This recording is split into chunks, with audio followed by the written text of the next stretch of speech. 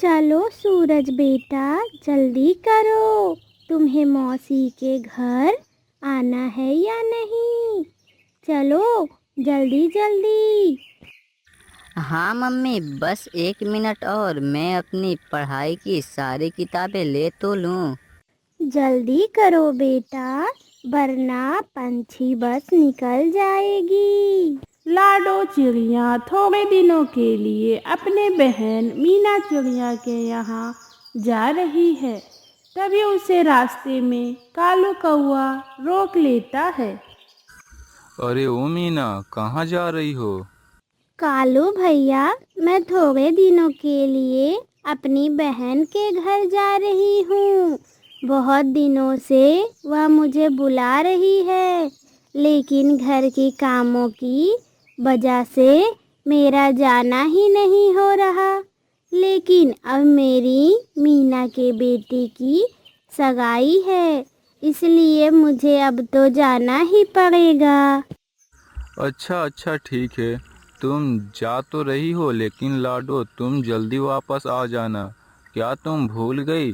अगले महीने मेरे बेटे की भी तो सगाई है। हाँ कालू भैया, मुझे याद है कि आपकी बेटे की सगाई है। मैं कुछ दिनों के बाद वापस आ जाऊंगी। इतना कहकर लाडो वहाँ से निकल जाती है। मम्मी, मैं मौसी के घर जाकर बहुत सारे खिलौने भी लूँगा। हाँ हाँ सूरज बेटे, तू बहुत सारा खिलौना ले लेना। अब चल जल्दी, वरना पंछी बस निकल जाएगी। लाडो और सूरज पंछी बस की तरफ चले जाते हैं। रात हो जाती है। अरे वाह, यह कौन सा जंगल है? इतने सारे पंछियों के घोंसले देखकर मेरे मुंह में तो पानी आ गया। मैं बहुत देर से उड़ रही हूँ। कुछ दिनों के लिए मैं इसी जंगल में अपना डेरा बसा लेती हूँ। हा हा हा हा हा हा हा। चुड़ैल थोड़ा आगे जाती है तो उसे एक टूटी झोपड़ी दिखाई देती है। हाँ, ये ठीक है। मैं इसी में रहूंगी और सभी पंछियों का शिकार करूंगी। हा हा हा हा हा। थोड़ी ही देर बाद चुड़ैल पंछी का रूप लेकर एक घोंसले के पास जाती है। तब देखती है कि दो पंछी सो रहे हैं। तभी चुड़ैल उनके अंडे लेकर वहां से चली जाती है। सुबह हो जाती है। हे ऊपर वाले, क्या हो गया? मेरे अंडे कहाँ गए? तभी वहां पर रानू चिड़िया आती है। अरे कबूतर बहन, क्या हो गया? तुम रो क्यों रही हो? क्या बताऊं रानू, कल रात को सोने तक मेरे अंडे में घोंसले थे, लेकिन सुबह जब मैं उठकर देखी तो मेरे अंडे गायब थे। पता नहीं मेरे अंडे किसने चोरी। लगता है जंगल में कोई शिकारी पंछी घुस आया है। यह बात पूरे जंगल में फैल जाती है। सारे पंछी सतर्क हो जाते हैं, लेकिन रानू चिड़िया बहुत डरी हुई थी, क्योंकि उसने सुबह ही 2 अंडे दिए थे। रात हो गई। रानू चिड़िया आंखों में तेल डालकर अपने अंडों की रक्षा कर रही थी। सारे पंछी अपने अपने घोंसले में थे। रात थोड़ी गहरी हो गई। इधर चुड़ैल फिर से अंडे खाने के लिए पंछी का रूप लेकर जंगल में आ जाती है।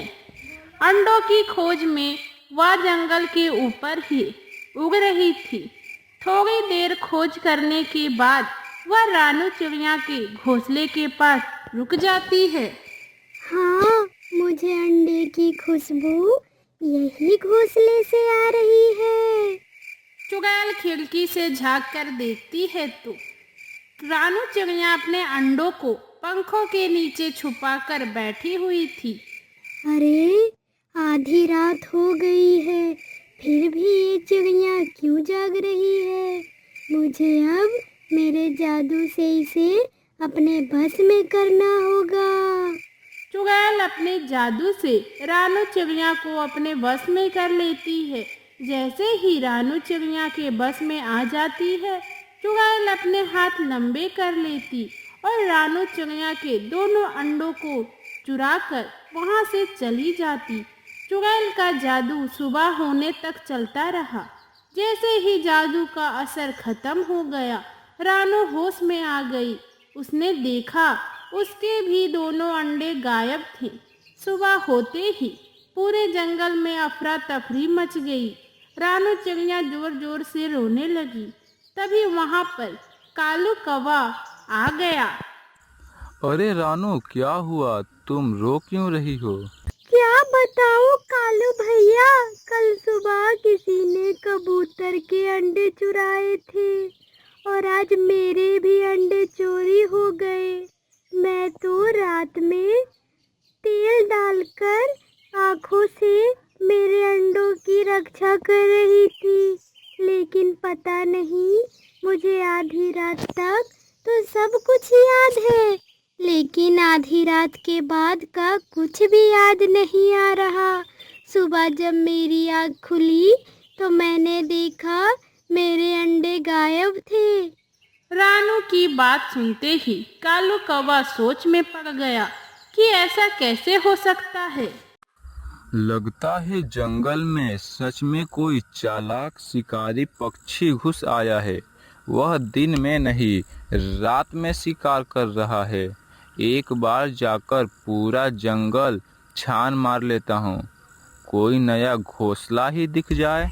कालू जंगल के ऊपर उड़ रहा था। थोड़ी देर ऐसे ही खोज करने पर जंगल के बाहर एक बड़े से अजीब से डरावने पेड़ के नीचे एक अनजान झोपड़ी दिख जाता है। वह तो अच्छा हुआ कि उस वक्त चुड़ैल खाने की तलाश में झोपड़ी से बाहर गई थी। अरे यह किसका झोपड़ी है? पहले तो यह झोपड़ी यहाँ नहीं था। मुझे झोपड़ी के पास जाकर देखना पड़ेगा। लगता है झोपड़ी में कोई नहीं है। मैं अंदर जाकर देखता हूँ, तभी मुझे सच में पता चलेगा। कालू चुपके से अंदर जाकर देखता है। अंदर जाते ही कालू की आंखें फटी रह जाती है। पूरे झोपड़ी में हड्डियों के कंकाल पड़े थे। अंडों के छिलके और तंत्र मंत्र का भी सामान पड़ा हुआ था। कालू समझ जाता है यह कोई मामूली पंछी का झोपड़ी नहीं है।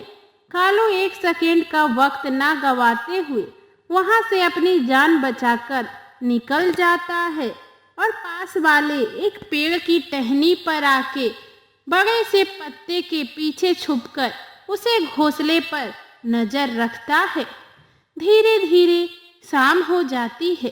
तभी वहां चुड़ैल पंछी का रूप से उड़ते हुए आ जाती। झोपड़ी के पास आते ही वह अपने असली रूप में आ जाती है और झोपड़ी के अंदर चली जाती है।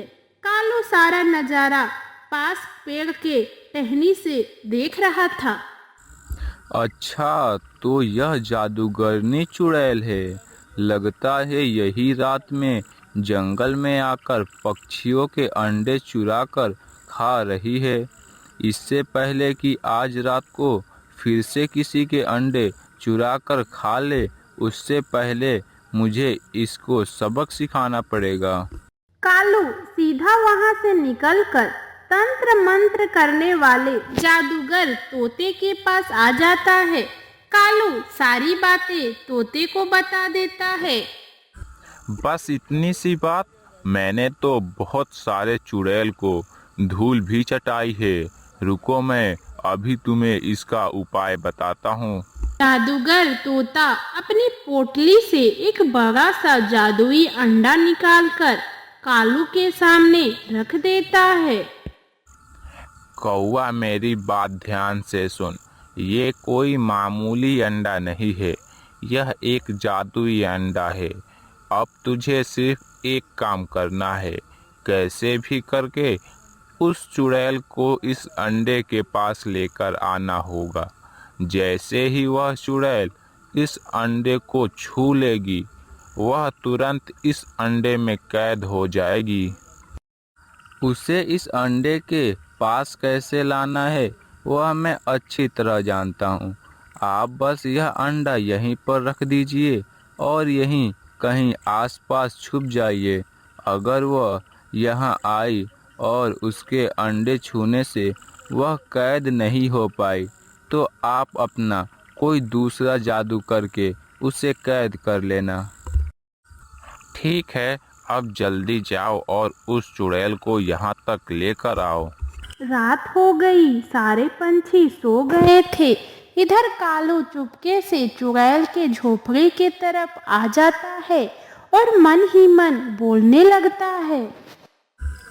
सुना है जंगल के उत्तर दिशा में बरगद के पेड़ के पास जो झरना है, उसके पास ही एक शुतुरमुर्ग ने अपना ताज़ा ताज़ा अंडा दिया है। शुतुरमुर्ग का अंडा कितना बड़ा होता है और उतना खाने में स्वादिष्ट भी होता है। अभी जाता हूँ और उस अंडे की दावत उड़ाता हूँ। कालू वहां से निकल जाता है। कालू की यह सारी बातें चुड़ैल अंदर से सुन रही थी। अरे वाह, आज तो मजा ही आ गया। कितने दिन हो गए मैंने शुतुरमुर्ग का अंडा नहीं खाया। मुझे शुतुरमुर्ग का अंडा बहुत ही पसंद है। इससे पहले कि वह कौवा का पिल्ला उस अंडे को खा जाए, उससे पहले ही मैं चली जाती हूँ। चुड़ैल बिना अपना रूप बदले झोपड़ी से निकल पड़ती है और कालू के पहले ही अंडे के पास आ जाती है। जैसे ही वह अंडा को छू लेती तो वह अंडा के अंदर ही कैद हो जाती है। तो दोस्तों, कैसी लगी आपको हमारी ये कहानी? दोस्तों, यह कहानी यहाँ पर ख़त्म नहीं होती। अगर आपको इसका अगला पार्ट देखना है तो हमें कमेंट में ज़रूर बताना और यह स्टोरी अच्छी लगी तो लाइक और शेयर ज़रूर करना।